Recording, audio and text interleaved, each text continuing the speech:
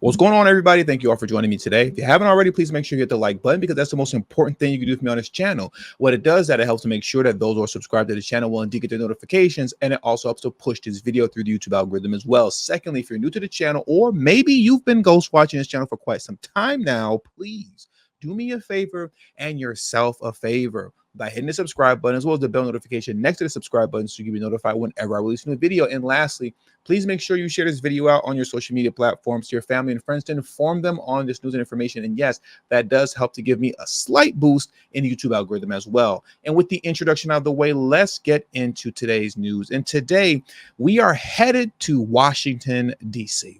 We're headed to Washington, D.C. because it appears that Karine Jean-Pierre had a hissy fit and ran off the stage when she was confronted with a legitimate question by Peter Doocy concerning why is it that we need Congress to deliberate over and vote for more funding for FEMA in the midst of this hurricane season that we're dealing with. But when it comes to giving money to Lebanon, a couple of $100 million, I believe, we'll get into the specifics shortly. But when it comes to giving money to just, overseas countries, we just have the money at hand and ready to go. The money is always on tap when it's time to give it to non-citizens, whether we're talking about migrants or whether we're talking about sending money overseas. But when it comes time to help out the actual citizens of this country, anything revolving us, well, it's going to take a little time. We got to vote on it. We got to put up a new bill together. There's all these hoops and hurdles that one has to go through. I think those are legitimate questions, but I want to read a few passages from this article, and then we're going to get into the actual video. So let's do that very quickly, because there are some things that I do want to point out here. It reads, White House Press Secretary Karine Jean-Pierre stomped, I should say, away from her briefing Monday after a back and forth with a reporter about whether a question related to the federal response to Hurricane Helene is misinformation. Fox News reporter Peter Doocy asked Karine Jean-Pierre to explain why the Harris-Biden administration had nearly $157 million at the ready to assist displaced people and refugees in Lebanon, but needs to beg Congress for additional funding for the Federal Emergency Management Agency as FEMA faces a shortfall in the aftermath of the devastation brought by Hurricane Helene. And that is a legitimate question to ask. That is a very legitimate question to ask and should be answered. When Doocy asked what the lack of additional funding for FEMA noted by President Biden in a recent letter to congressional leaders, and that's important to note that he's asking a question based on what President Biden wrote in a note to congressional leaders. This isn't stuff that he's pulling out of nowhere.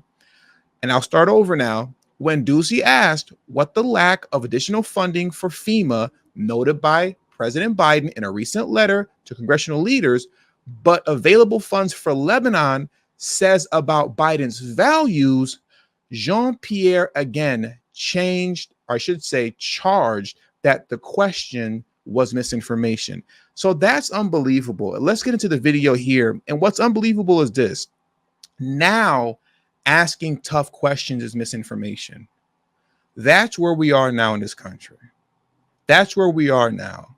We're getting closer and closer to communist China by the day, when asking inconvenient questions become misinformation. You're not even allowed to ask a question anymore, because you will be charged with misinformation and you will be censored. Let's get into the actual video so we can see how this foolishness all played out. Let's jump into this right now.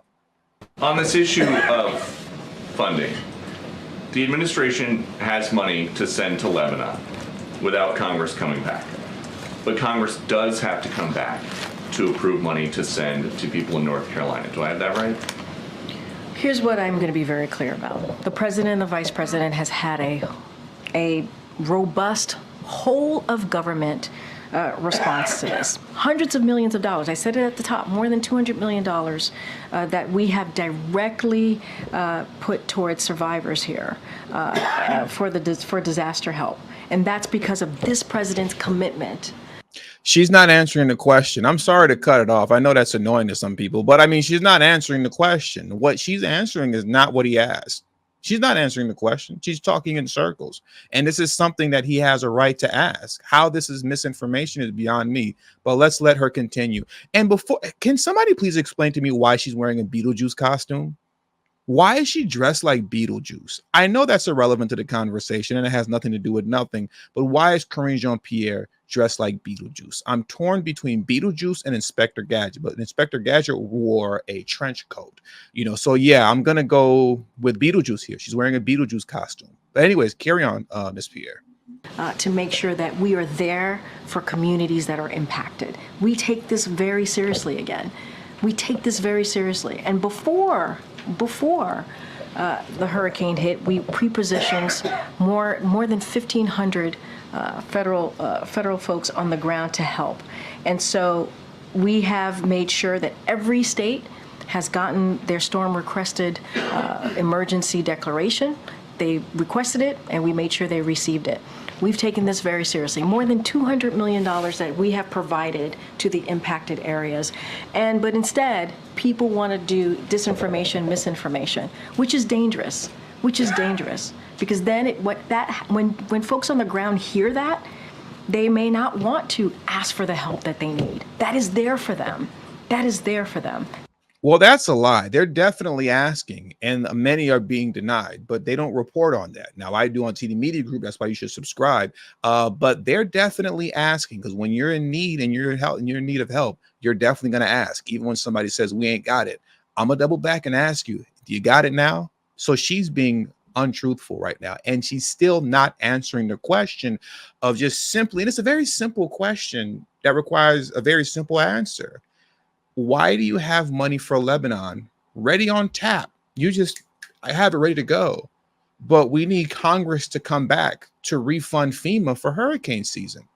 It's a very simple answer if you're being truthful.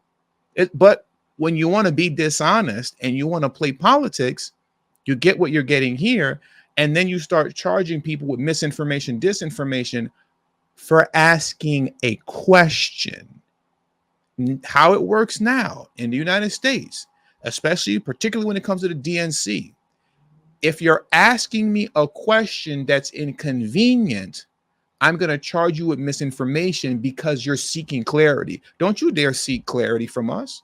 You just do whatever we tell you to do, and whatever MSNBC explains to you, you accept that as the truth. But how dare you, Peter Doocy, seek clarity? How dare you seek clarity? That's ridiculous. That's our focus here. But President Biden is fond of saying, show me your budget and I will tell you what you value. If he's got money for people in Lebanon right now, without Congress having to come back, what does it say about his values? There's not enough money right now for people in North Carolina who need it. That's not misinformation. Wait, no, that is your whole premise of the question is misinformation, sir. What you do? Yes, it's misinformation. Is there money to send to Lebanon right now? I just mentioned to you that we provided more than $200 million to folks who are impacted in the area, and I just shared with you that people are deciding not to. People are deciding not to. Wait. To Congress that there's not enough money to help people in North Carolina. We're talking about the SBA disaster loan. That's money for people in North Carolina. And that's important, and people in North Carolina need that. Wait, this is nothing new. Peter, this is nothing new. Congress comes together, they provide money, millions of dollars, for disaster relief. We're asking them to do the job that they have been doing for some time. From a letter that President Biden sent to Johnson, McConnell, Schumer, and Jeffries. The president's letter is not misinformation. Would you agree? No, the way you're asking me the question is misinformation. There is money that we are allocating to the impacted areas, and there. I'm sorry. This reminds me so much of the C-19 days. Back in the C-19 days, I remember so many content creators on social media, even on YouTube, but a lot really more so on social media, who had their social media accounts knocked off and completely deplatformed for simply referencing a mainstream media article in which the mainstream media article is giving you very specific information about C-19, And then folks would go on Facebook or TikTok and even YouTube. They would read the CNN article and then get dinged and knocked off the internet for reading a CNN article. This is what you're seeing happening here. Peter Doocy is literally referencing the sitting president, Joe Biden, as his primary source.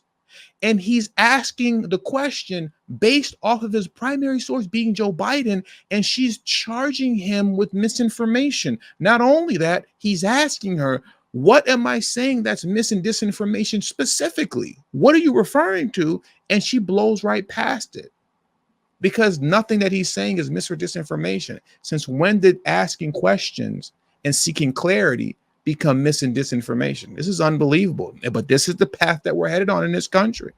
There's money there to help people who truly need it. There are survivors who need the funding, and it's there. That you don't like misinformation. I said that. I actually said we have the money available.